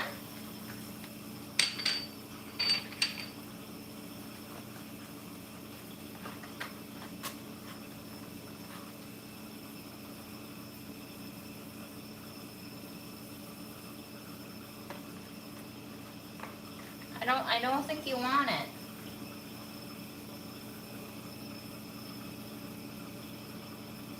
But I'll leave some in the bowl for you if you want. If you want to inspect it. Yeah, I didn't think you wanted it.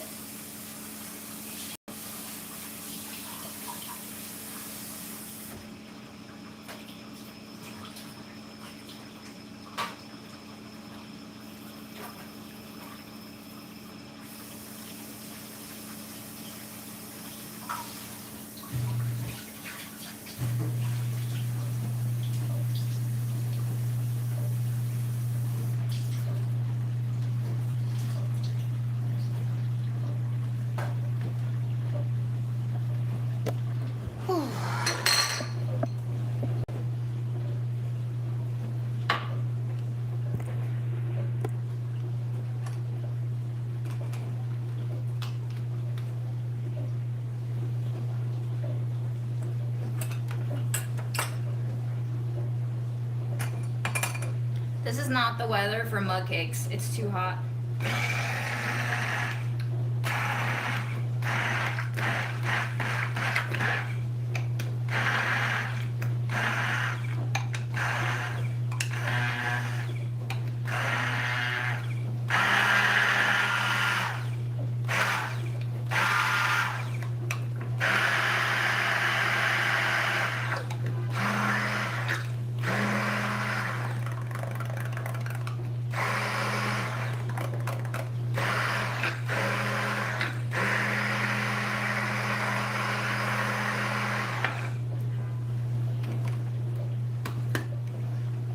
silken tofu.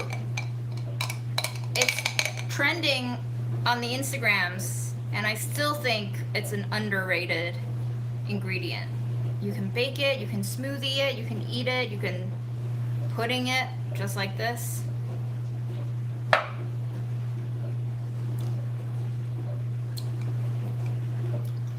It's like low fat but creamy.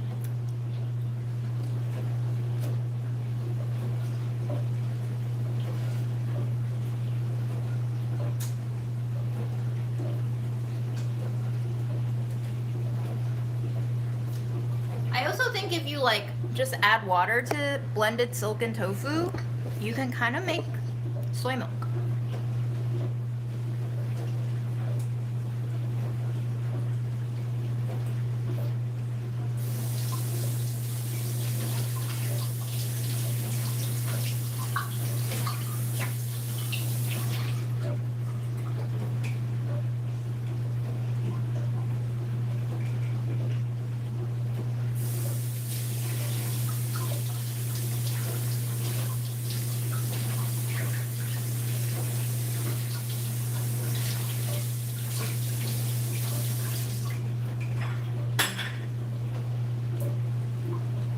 Okay, we have a blended silken tofu right here.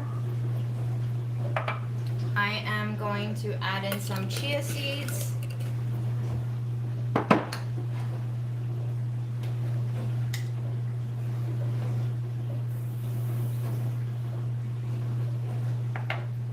And our cherry sumac pomegranate preserves.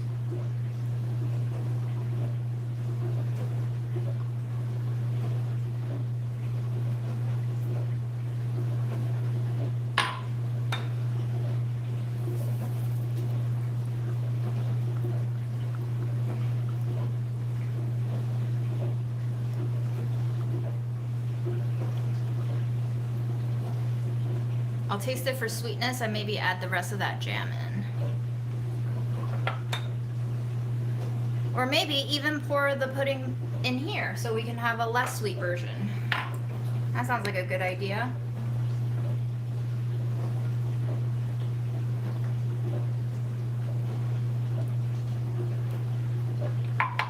Okay, maybe not a good idea because I can't mix it.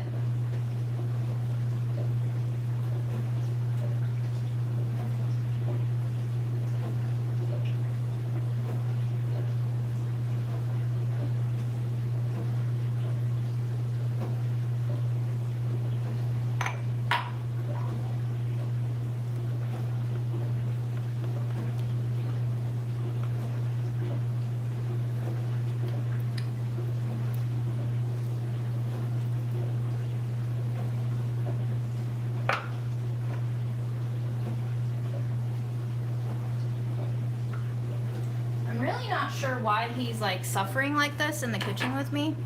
I think he wants treats, but I'm not sure.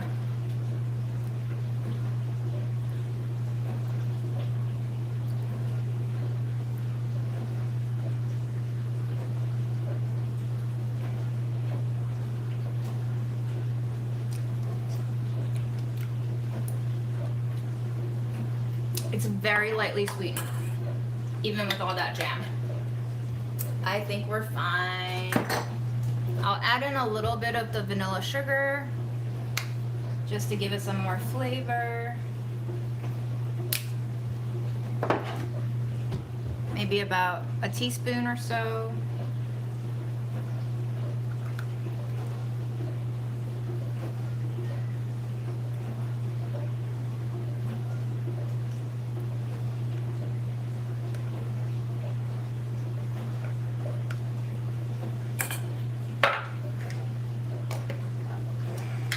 Also add some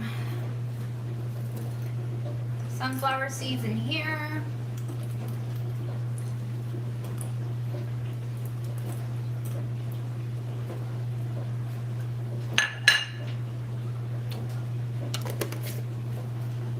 Let's label it.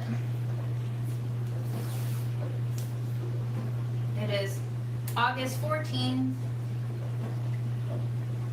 I'm going to label the other ones too.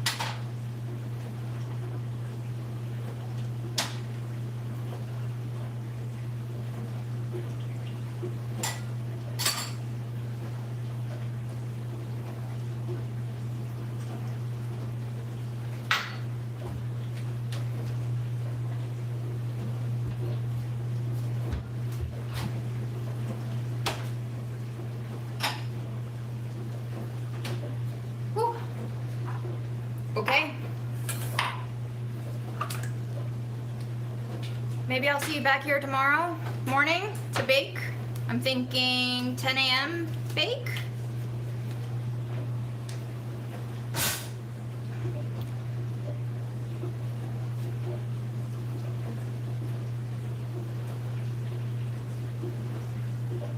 What's the best thing I've made this month? I don't know.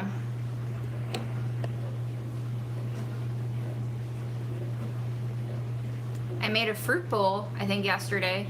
I didn't really cook it, but yogurt, nectarines, figs, some seeds, fennel seed, pumpkin seed, anise seed, and flax seed. Delicious. So good. And then I think the frozen figs, honestly, some of the best things that I make, minimal processing. But yeah, I am going to sign off because it is way too hot in this kitchen, and I'm going to try to feed Memo some stuff. Thank you for joining me, and I'll see you tomorrow, hopefully.